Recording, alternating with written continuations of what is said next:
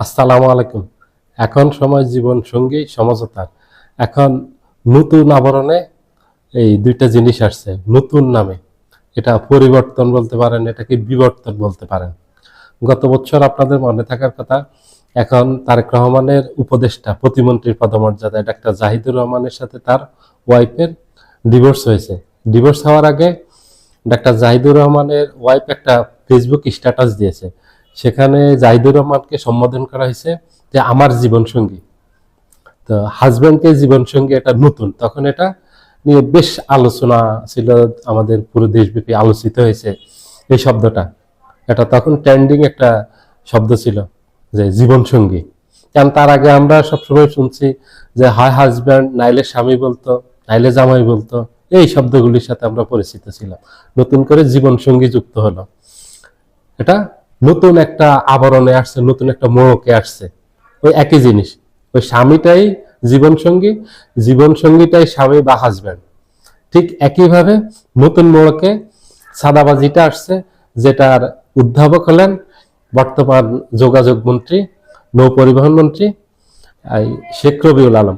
কালকে ওনাকে সাংবাদিকরা জিজ্ঞেস করছে যে এই যে বাস ট্রাক থেকে যে সাদাবাজি করা হয় এটা নিয়ে, তখন উনি বলছেন এটাকে সমঝোতা। এই সাদাবাজিকে বৈধতা দেওয়ার জন্য এটার নতুন একটা আবরণ দিয়েছেন, একটা নতুন মোড়ক দিয়েছেন যে এটা হলো সমঝোতা, এটা সাদাবাজিটা। এই সাদাবাজদেরকে এটা বলে উনি উৎসাহিত করছেন। এটা নিয়ে ব্যাপক সমালোচিত হয়েছে সারা দেশব্যাপী। এখন পর্যন্ত সমালোচনা চলতেছে এবং এটা আগামী 5 বছর বিএনপি যতদিন ক্ষমতায় থাকে এটা ততদিন সমালোচিত হবে। 5 আগস্টের পর এই সাদাবাজদের বিরুদ্ধে, দখলবাজদের বিরুদ্ধে, টেন্ডারবাজদের বিরুদ্ধে, সন্ত্রাসীদের বিরুদ্ধে মানুষ একাত্র হয়েছে এবং এবার ভোট দিয়েছে এই সাদাবাজি, টেন্ডারবাজি, দখলবাজি, লুটতরাজকারী, এই দেশের সম্পদ বিদেশে যারা পাচার করে, ঘুষ দুর্নীতি যারা করে, এদের বিরুদ্ধে এবারে নির্বাচনটা হয়েছে, এবার ভোট দিয়েছে। এবারে নির্বাচনটা অন্যান্য নির্বাচন থেকে সম্পূর্ণ আলাদা একটা নির্বাচন হয়েছে। এটা একটা পরিবর্তনের নির্বাচন। এখানে একটা বিপ্লব ঘটছে, বিপ্লবের পরবর্তী সময় একটা নির্বাচন হয়েছে যেখানে মানুষ নতুন বন্দোবস্ত চায়। ঠিক বিএনপির প্রতি যেই অভিযোগটা সবচেয়ে বেশি, বিএনপির প্রতি যেই তীরটায় বিএনপিকে সবচেয়ে বেশি বিদ্ধ করা, সেটা হলো সাদাবাজি। সেই সাদাবাজদেরকে তারা গতকালকে বৈধতা দিল। আজকে আবার শহীদুদ্দিন চৌধুরী পানি সম্পদ মন্ত্রী, উনি আবার এই শেখ রবিউল আলমের বিরুদ্ধে, সড়ক পরিবহন মন্ত্রীর বিরুদ্ধে গিয়ে উনি স্ট্যাটাস দিয়েছেন। উনি বক্তব্য রেখেছেন যে না, কোনো ধরনের সাদাবাজি আমরা সহ্য করব না।